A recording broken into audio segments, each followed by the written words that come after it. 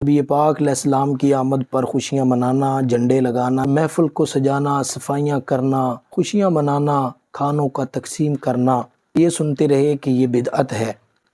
لیکن جب ہم نے جائزہ لیا، انہی کے گھر کی کوئی خبر لیں کہ جو کہتے ہیں کہ یہ جھنڈیاں بھی بدعت ہے، محفل کریں، صفائیاں کریں، یہ بھی بدعت۔ یہ میرے ہاتھ میں کتاب ہے صوفی عبداللہ کی سیرت پر لکھی گئی۔ یہ تعلیم الاسلام غیر مقلدین کا مدرسہ مامو کانجن کے اندر، جس نے اس مدرسے کے لیے کردار ادا کیا اور اس کو مسلک اہل حدیث میں پذیرائی بھی ملی۔ اس کی سیرت پر اسحاق بٹی صاحب جو ہیں انہوں نے کتاب لکھی اور انہی کے مکتبے سے چھپی۔ تو اس کے اندر جو وضاحت کی، آپ میلاد شریف کا نقشہ بھی اپنے ذہن میں رکھیے گا اور یہ سالانہ جلسوں کا اہتمام جو ہے اس کو بھی سامنے رکھیے گا۔ سالانہ جلسوں کا اہتمام دیکھ کر یہ ہیڈنگ دی، کہا کہ اوڈاوالا کے لوگوں کی بہت بڑی خصوصیت یہ ہے کہ وہ علماء دین کے قدردان، صاف ذہن اور دین کے سچے خادم ہیں۔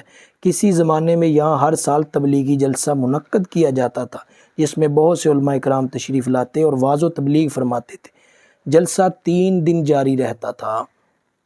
اس موقع پر گاؤں میں صفائی کا پورا اہتمام کیا جاتا تھا، جھنڈیاں لگائی جاتی تھیں اور صاحبان نصب کیے جاتے تھے۔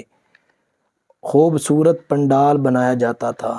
دور دراز کے علاقوں اور ارد گرد کے دیہات سے بے شمار لوگ جلسہ سننے اور علماء کرام کے مواعظ سے مستفید ہونے کے لیے آتے تھے۔ ان کے کھانے کا باقاعدہ گاؤں کی طرف سے انتظام کیا جاتا تھا۔ ضلع لعل پور کا یہ اہم ترین تبلیغی جلسہ ہوتا تھا۔ ناظرین کرام، کہ تبلیغی جلسہ ہے، جھنڈیاں بھی لگی ہیں، صفائیاں بھی ہوئی ہیں، صاحبان بھی نصب کیے گئے ہیں۔ اگر یہی محفل میلاد انصاف کے ساتھ ہم کریں، اس کو بدعت کہہ دینا اور پھر تبلیغی جلسوں کے لیے یہ سب چیزوں کو جائز بھی مان لینا، ان پر عمل بھی کرنا، اس پر بھی غور و فکر کی ضرورت ہے۔ اللہ پاک ہمیں نبی پاک کی آمد کی خوشیاں شریعت کے دائرے میں رہ کر کرنے کی توفیق عطا فرمائے اور شریعت پر بہتان بازی اور بدعت کے فتوے لگانے سے اللہ ہمیں محفوظ رکھے۔ آمین بجاہ النبی الامین صلی اللہ تعالیٰ علیہ وسلم۔